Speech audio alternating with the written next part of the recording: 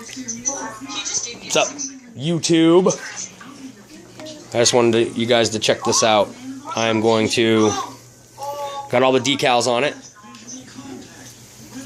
Got these yellow tips on the wings here. That was actually a decal that was put on. It's got this yellow nose.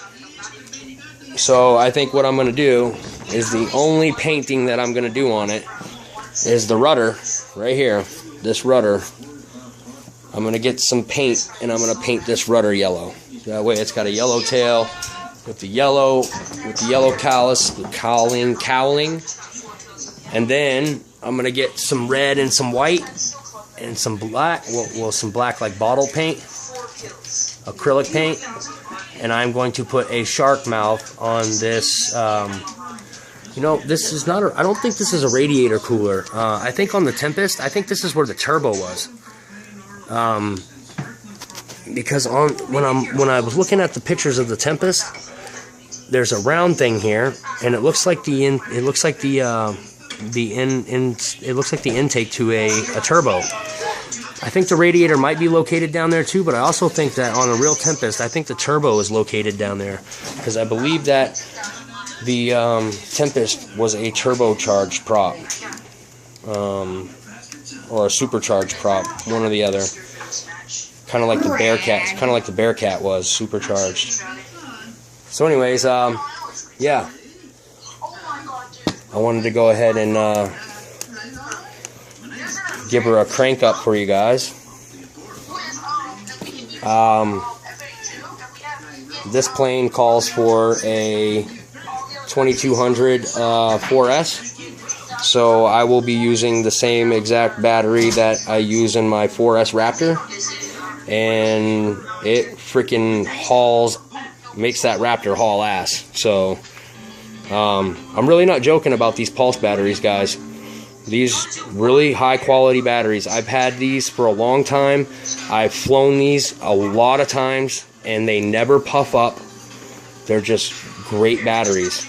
And the durability on them too, because most batteries, like some of the lower end batteries, if you don't decharge those batteries and you let them sit with a charge for a while and then you go to use them, they'll puff up on you. They're not supposed to be, you know, you're not supposed to have your batteries charged for long periods of time. That's why there's a discharge function on your charger. So decharging your batteries is huge. But these batteries, you don't have to decharge them. They work great. Yeah, I know. Calm down. I'm going. There's Tyler. Co-pilot Tyler.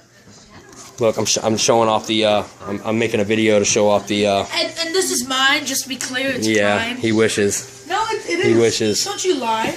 This is Tyler's plane as much as that's my father in that cockpit right there.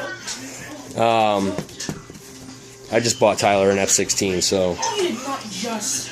As a matter of fact, I was looking at the purchase history. I got that for your birthday, and your birthday was what? 11th of December. Okay, so a month and a half ago. So anyway, well actually that would be like more like 2 months ago almost. But anyways, I just bought him a nice F-16. Thrust vectoring F-16, the whole kit caboodle. It looks really nice. It's a really nice plane. I was actually jealous. I was buying him a plane and not buying myself a plane. But that's what it's about, guys. Sacrifice, you know. It's not all about me. It's not all about me. It's about these kids and Tyler flying all my planes. That's what it was mostly about. So Tyler got his own plane. Because I was sick of Tyler flying my planes. You know what? While you were away. What? Yeah. You want to know why? You want to know why? Because I flew that I-185 so much that it finally unlocked that. You're not going to order it. It's 690,000 lions. I don't even have that many lions. Well, yeah, but you don't be messing around with my account, dude. What country are you playing? I don't know. You guys are flying the F-82s. I would like to fly Russian, to be honest with you. Anyways, just it doesn't matter what you research next in that damn tree, because I've got pretty much everything. Oh, you don't have the... So anyways, back to this. You interrupted me, Tyler. I'm trying to make a video for YouTube here. All the decals are on it. The decals actually look really nice. Now, I'm going to go ahead and plug her in, and I'm going to show you that I have this bad boy hooked up Welcome to OpenTX. That's right. That's right. Switch warning. Which one is it? Is it? We're going to be flying a little bit. All right. So basically, what we have here, as you can see right there, we got the Tempest. It's all programmed in, and they didn't have a picture of a Tempest, so I just put a Spitfire in there. I think that's like a Spitfire, one of the earlier Spitfires, because it's got that 3-bladed prop. So it's an earlier Spitfire. It has to be an earlier Spitfire. But I'm assuming that once I get my computer up and running right, and I get the new version downloaded onto the memory card and put into the radio, that there might be a picture of a Tempest in there. And also, there's no picture of an F-14 in there as well. So maybe, hopefully, I can find a picture of an F-14 somewhere, because I will be running my F-14 off of this as well. I have to get 2 new receivers. I have to get 2 receivers to run the F-14. So as of right now, the F-14 is hooked up to my Tactic, and not like there's a couple of functions that are not even plugged in because I can't use them on that. But I'll be turning this into a 16-channel radio, which it already, I think it goes all the way up to 32.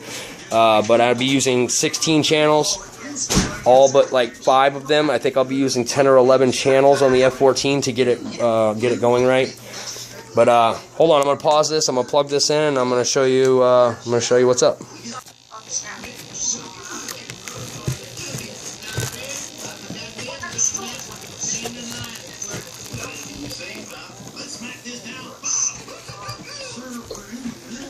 I just don't know how this battery goes in.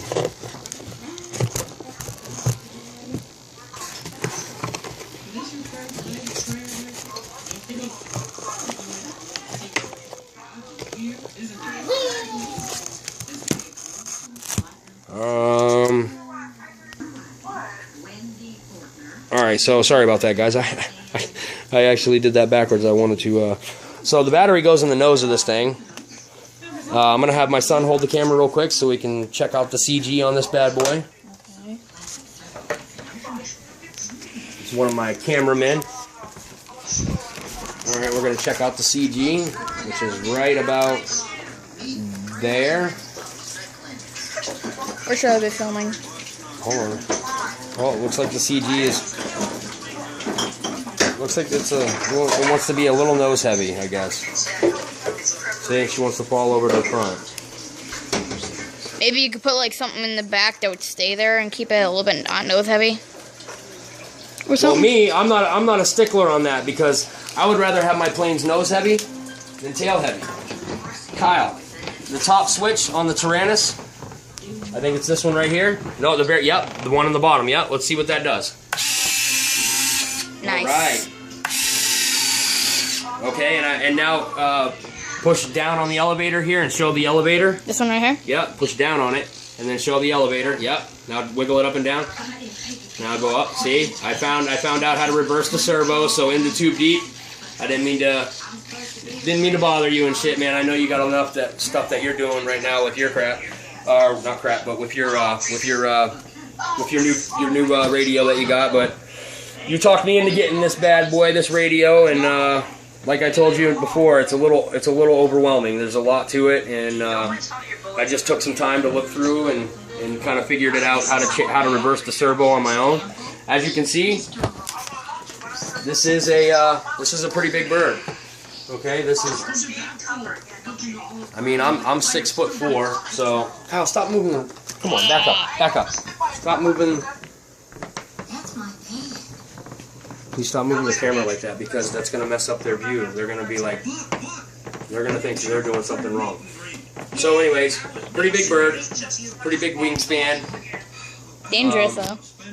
The props, man, first prop plane for me, and these props are dangerous, man.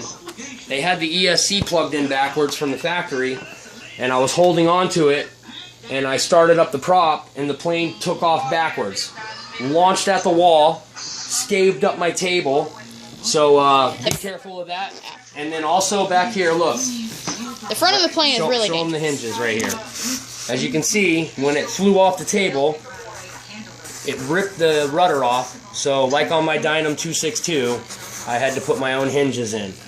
But the hinges work great, as you can see. As you can see, show them the hinges.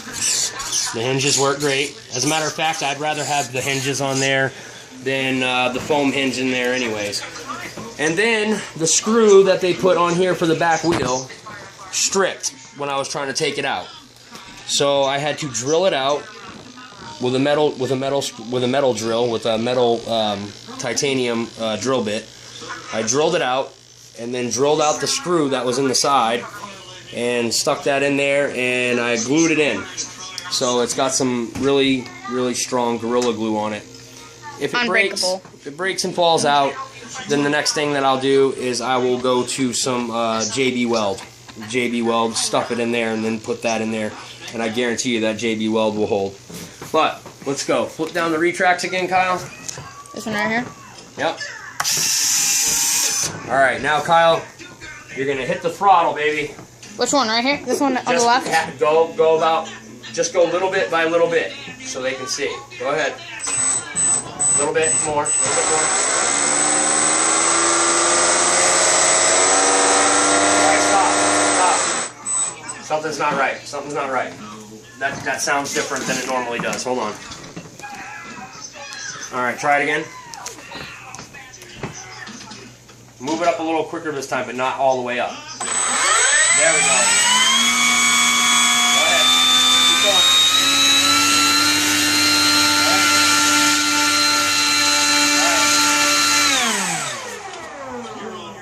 Dangerous. Put your finger in that, you could break it. Yeah. Probably not slice it. I guess that's, like he said, that's one of the things that I'm worried about the most with these prop planes, is that when you have jets, everything is internal.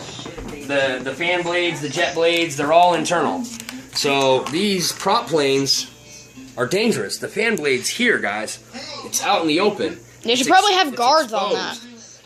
I mean, there's no real way of putting a guard around that thing without, you know, just, you know, it's taught me to be careful, that's all. We already almost had a catastrophe, an accident. It bent up the prop a little bit, so it actually bent the prop a little bit, and I straightened it back out with a little bit of heat, straightened it back out. But yeah, guys, be careful, man. Prop planes are dangerous.